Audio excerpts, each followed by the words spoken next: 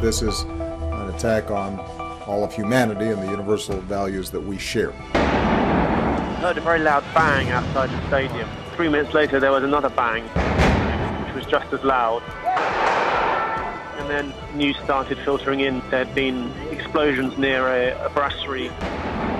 We stand prepared and ready to provide whatever assistance that the government and the people of France need to respond.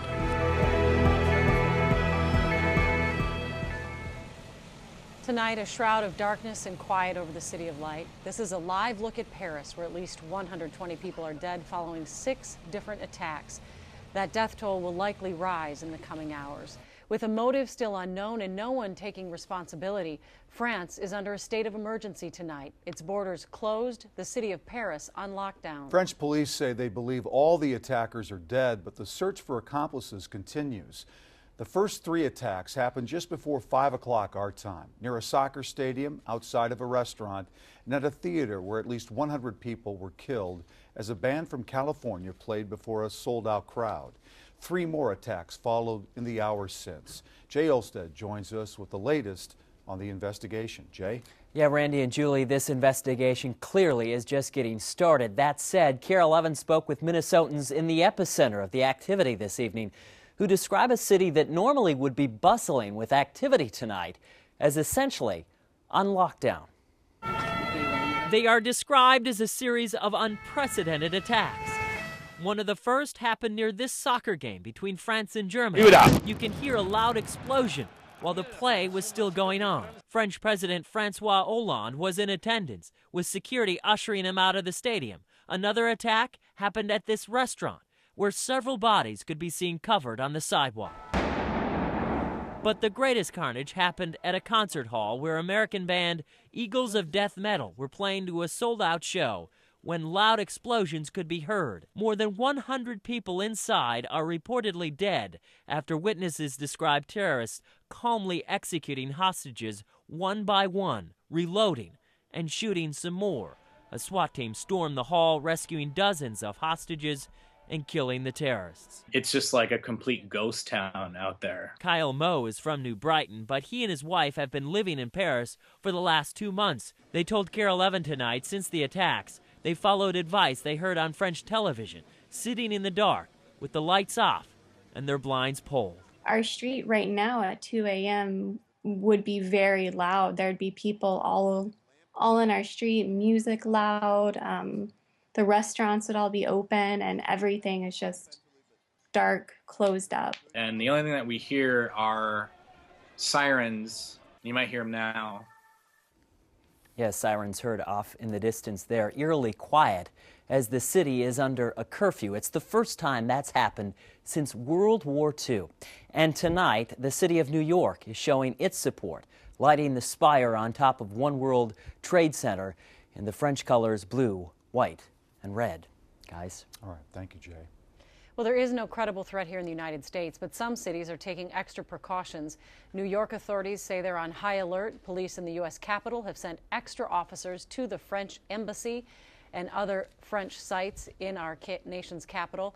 Massachusetts State Police have boosted security in and around Boston as well, and authorities in Miami say they have stepped up monitoring of key sites for the weekend. The Paris attacks come less than 12 hours after a U.S. drone strike killed the man some saw as the face of ISIS, nicknamed Jihadi John. He's known for torturing his victims in disturbing execution videos. Earlier today, the White House said the drone strike was evidence that the U.S. is making progress against ISIS. The president even saying the strategy had, quote, contained them, unquote. And while we still don't know the motive behind today's attacks, an intelligence group says Twitter accounts linked to ISIS are celebrating tonight. There are plenty of unanswered questions tonight, and to help us wade through some of them is former CIA officer Jack Rice. Thanks for joining us. Certainly. I guess the first thing we should address is no one is overtly claiming responsibility for this, but we are told eyewitnesses at Bataclan said that one of the gunmen said, "This is for what you did in Syria." What are your impressions of who might be responsible for this attack? Well, Julie, this is consistent with what we have seen from ISIL in the past. I can think of some recent efforts that they have taken in Egypt, what they have done in southern Lebanon, what we have seen throughout other parts of the Middle East. This is coordinated, this is consistent, this does have some of the hallmarks of what we have seen from ISIL, and it appears to be something that would be consistent with what I would expect from them. Jack, can you talk about the sophistication of these attacks tonight and also the operational security by the French? I mean, it just seems like they were caught completely off guard. No, I understand what you're saying. I mean, the real difficulty that I think any democracy really has here is how much do you control your populace? How much do you control your geography? You can't control everything. You can't control every single border crossing 24 hours a day, 365 days a year. And do you control every single person? That's the problem, is because everything is a balance. And the thing is they were already on high alert. I mean, that's part of the problem inside of Paris right now. What they're talking about is what more could we do? How much further do we go? And that really is the struggle. And now the real one is, what's the response now? How much more aggressive do you get? Aggressive domestically, aggressive internationally. And that's what everybody's watching and wondering, including ISIL. And we had talked earlier on the phone, Jack, about President Hollande understandably said our response to this will be merciless. And you're saying that you hope everyone uses some caution because that's exactly what ISIL wants, is an overreaction, if there is such a thing.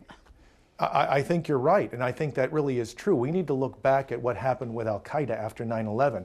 What they were looking for was an overreaction from the United States, and frankly, you can look back over the last 10 plus years, and they got it. The real problem is we created, in some ways, more enemies than we were able to limit, more than we were able to control, and it appears that ISIL is trying to do the same thing. If they want to turn this into a jihad, a holy war, then they need recruits. And the best way is to see an overreaction from the West where innocents are taken down in the Middle East so they can point at it and say, see what the French do, see what the Brits do, see what the Americans do. That's the last thing we want. Can you talk a little bit about what basically have been called kind of soft targets here tonight? This wasn't where there was a Super Bowl or something like that. It was a restaurant, it was a concert, it was targets that are everyday life in Paris. And is this the new reality that we're facing?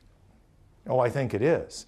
If we look at this increase, and we talked about the high alert that the French are on, again, they are really focusing on those hard targets. Frankly, let's take a closer look at the American response even this evening, as you just mentioned, in New York, in Boston, in Miami. Generally speaking, these were their hard targets. They weren't going to social places. They weren't going to places where people are simply hanging out. Those are much more difficult to protect, and that's exactly where they went. But let's be clear here. If we're talking about having an impact and we're talking about a terrorist attack, this is about creating terror. The more people that you can destroy, the more people and the more carnage that you can create, the more terror you create. And that's exactly what they were hoping for.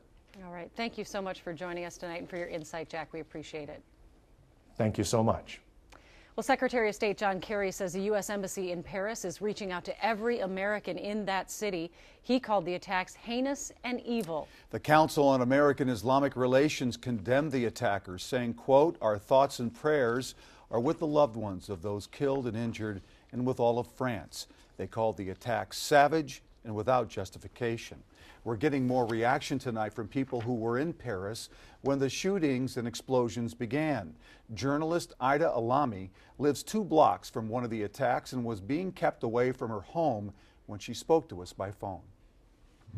Like it's a country at war. There are helicopters flying over the city.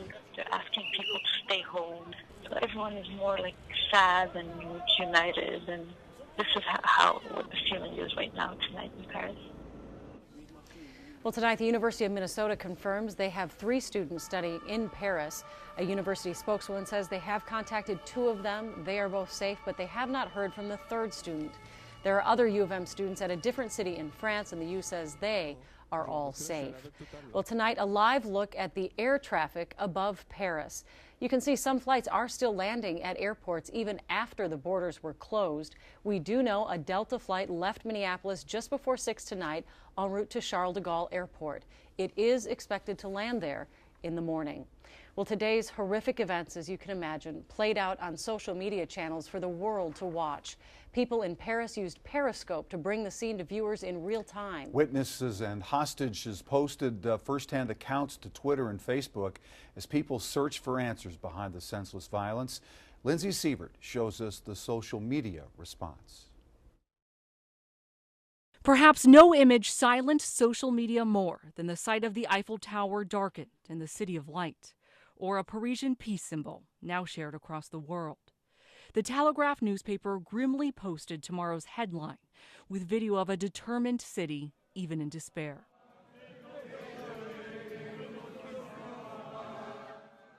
Evacuated fans erupted in the French national anthem after explosions ended a football match. And in the siege came some of the darkest posts of all.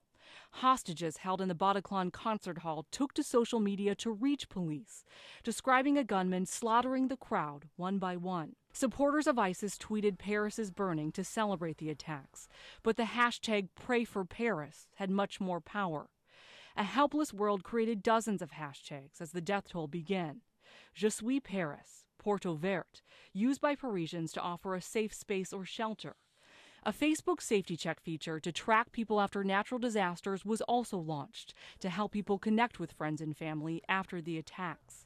Sorrow documented in real time on social media channeled one message: on a night of terror, let there be light.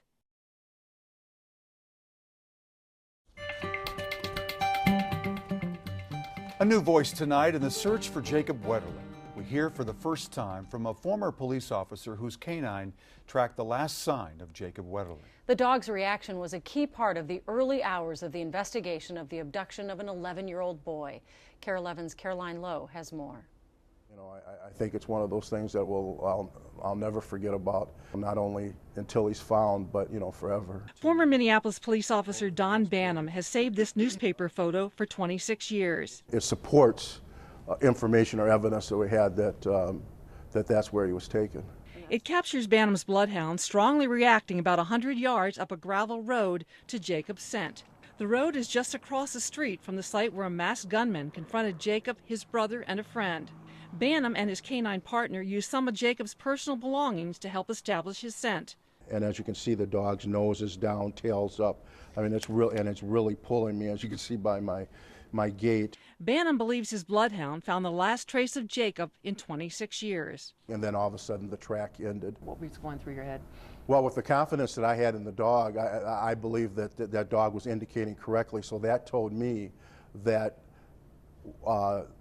Jacob was at that point and either, you know, turned around and went the other way, somehow turned around and went the other way, either in a vehicle or back on foot.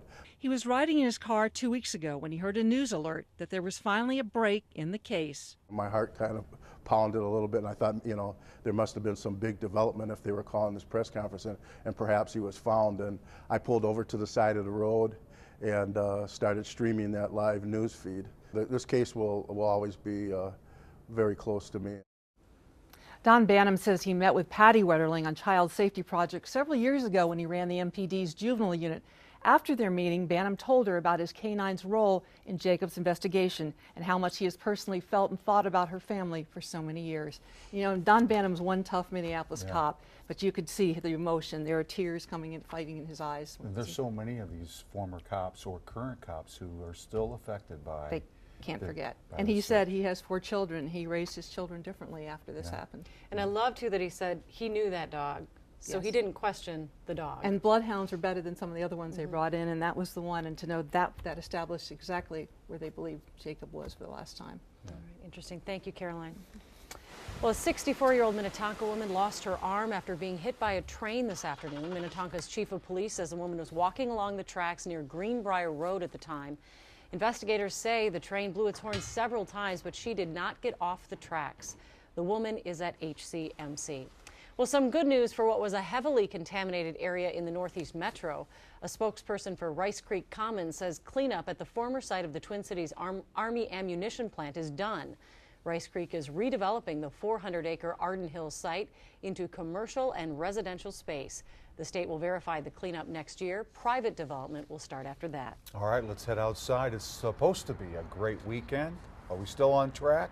We're still on track, Randy. Lots of sunshine and warm temperatures. Today, it was nice and bright outside, but still a little cool.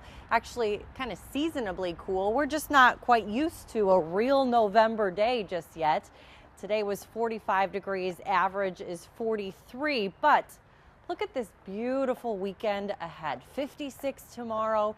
56 on Sunday, little bit of a breeze, but it's out of the south, so it's bringing in some warmer air. And we're looking at the bright sunny skies really sticking around throughout the entire weekend. And that kind of got Belle and I thinking, and she pulled out a sheet of numbers, writing fast and furious, looking at the stats.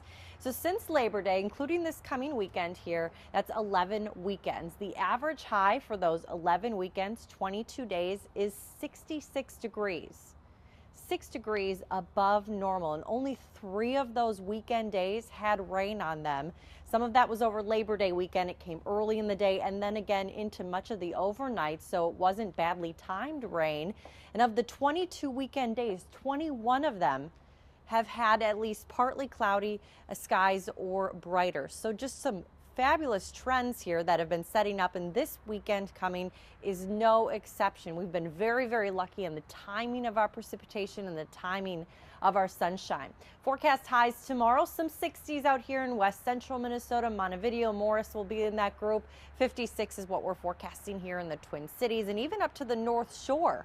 We're looking at temperatures up into that 50-degree range. So these couple of days are much different than the next 5 on the 7-day forecast. Another great day for football tomorrow. 10 o'clock game looks good, and then 1, 4, 7. Clear skies will be nice and warm into the 50s for the 2 afternoon games. Starting to get a little cool, but still above even the average high by the time we get to that late game for prep football tomorrow. And our teams out of town, Gophers have some nice weather for the Hawkeyes tomorrow, and in California, 62 degrees for fans, or maybe those of you who have people looking at the game. Now, here's what we have looking ahead into the coming week. Again, the weekend is much different than the next 5 days of the forecast here because we have the clouds moving in and we have quite a bit of rain moving in also. Not a complete washout all of these days, but we are looking at especially Tuesday to be a pretty soggy day. And average for this time of year, again, 42 and 27 when it comes to the high and low. So each one of these days is still above average high for November. Again, we are not used to the real November just yet, but it's going to hold off here for another 7 days, and especially tomorrow and Sunday, just another couple gems that we can take advantage of before eventually fall and winter does come. I like what you said on your Facebook page. Here's something. Yes. Among the many things we're grateful for tonight, such a pretty weekend on tap. Thanks, Laura.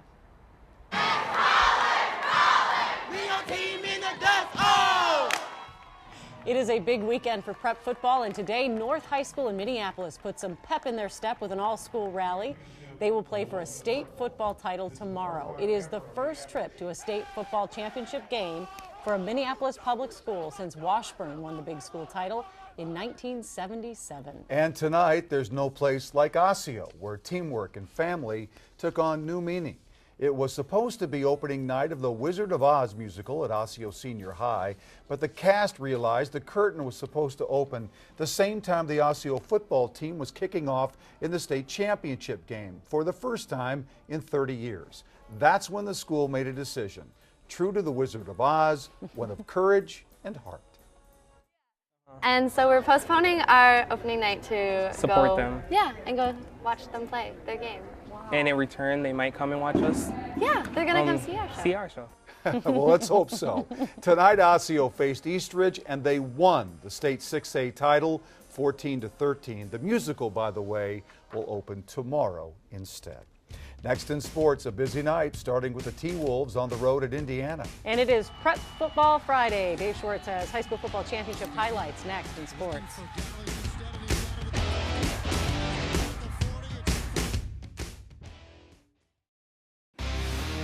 KARE 11 Sports from the Mayo Clinic Sports Medicine Sports Desk. Well, all good things must come to an end, and tonight it's the Timberwolves' road win streak, but it wasn't for a lack of fight in Indiana tonight, down 27 points. In the middle of the third, the Wolves mount a comeback. Andrew Wiggins with the crossover, the baseline, throws it down, Wolves within 6. Just over a minute left. Andre Miller gives it to Wiggins in the paint. He scores to make it a 1-point game. That's as close as they would get.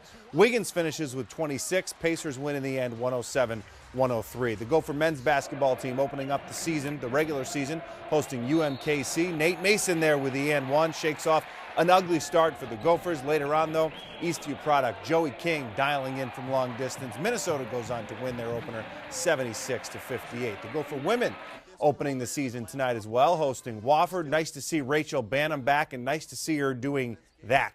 Banham finishes with 22 points tonight. Michaela Bailey led the way with 26 points. The Gophers make 16 three-pointers. They rout Wofford 98-54. The Gopher women's soccer team opening up the NCAA tournament at home against South Dakota State. Taylor Stainbrook puts the Gophers on the board in the first half, and Minnesota scores 4 second-half goals to beat the Jackrabbits 5-0 and move on to the second round. The Gopher men's hockey team in Mankato tonight, up 2-0 in the third. Vinny Lettieri on the rebound gets his first career goal. The Gophers go on to beat Mankato tonight in Mankato 4-0.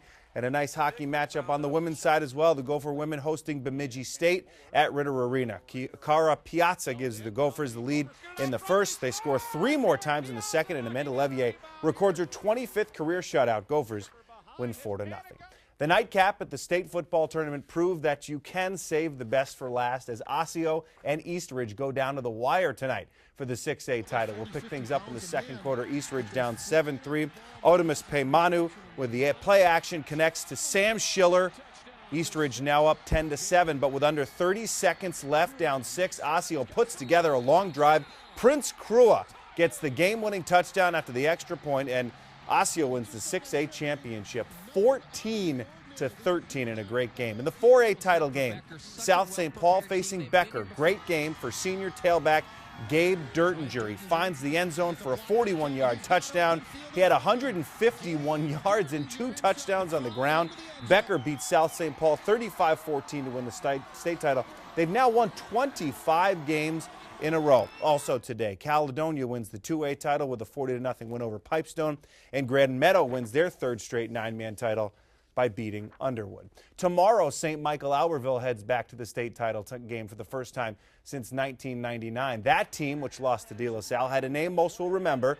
Tight end Matt Spaeth, to this day, he is still a pretty big fan of his alma mater, of course, and offered his advice to the current squad this week as they get ready to play the biggest game of their lives.